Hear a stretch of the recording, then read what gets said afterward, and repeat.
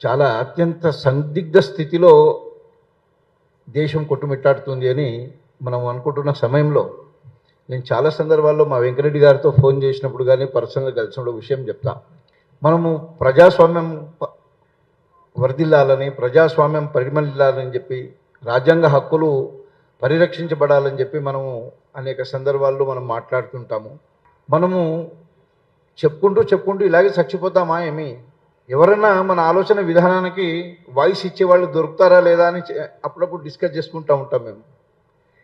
అదృష్టమో మా అదృష్టం అనుకుంటాను, మా ఆలోచన విధానానికి, మా బాధకి, మేము కోరుకుంటున్నటువంటి ఒక ఆలోచన విధానానికి సమాధానం చెప్పింది భారతదేశంలో జెన్జీ, ఈ యువత.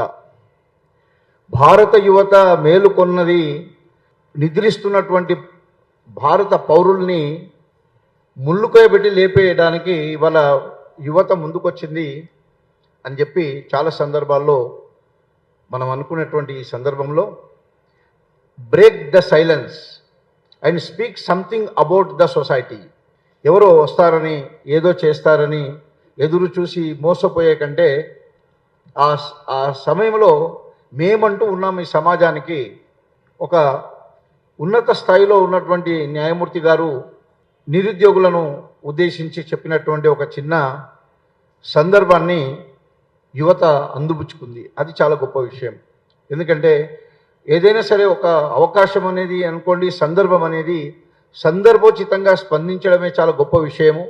అలా స్పందించినటువంటి యువతకి మేము జన్ ఎక్స్గా 1965 నుంచి 80 మధ్యలో పుట్టినటువంటి జెన్ ఎక్స్గా మిమ్మల్ని అభినందిస్తున్నాం.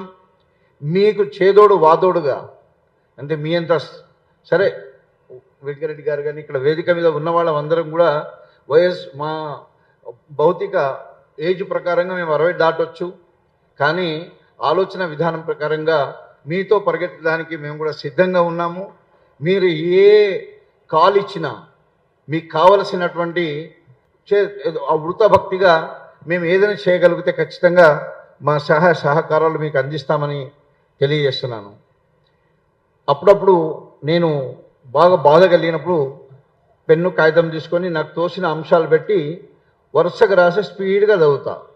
ఎందుకమ్మా భారతమ్మ గొడ్రాలులా ఏడ్చుచున్నవు, 100 కోట్లకు మించి సంతతి ఉంచుకొని ఏడ్చుచున్నవు, నీ సుపుత్రుడు భగత్ సింగ్ నీ స్వేచ్ఛకై ఆహుతయ్యే, నీ మేలు కోరిన నీ సుభాసు నీ లింగిలో నీలమయ్యే, నీ సమైక్యత సౌందర్యం కోరలేదా నీ గాంధీ, సర్వమానవ శాంతి కొరకు సాహసించిన నీ నెహ్రూ, మత ఛాందసతు టాలకు ఎదురు నిలిచిన ఇందిరమ్మ, శాంతి సేనను లంకనంపి తమిళ పురులకు తనువునిచ్చి నీ కీర్తికి పరితపించిన యువ కిషోరుడు రాజీవు.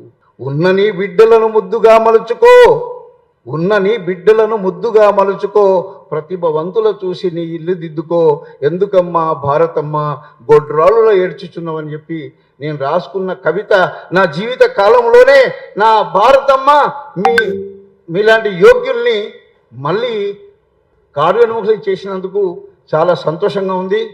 ఈ సంతోష గడియల్ని I have no words to express what I felt after the Gen Z moment has started in Jantar Mantar. So I am very happy and I thank to the organizers.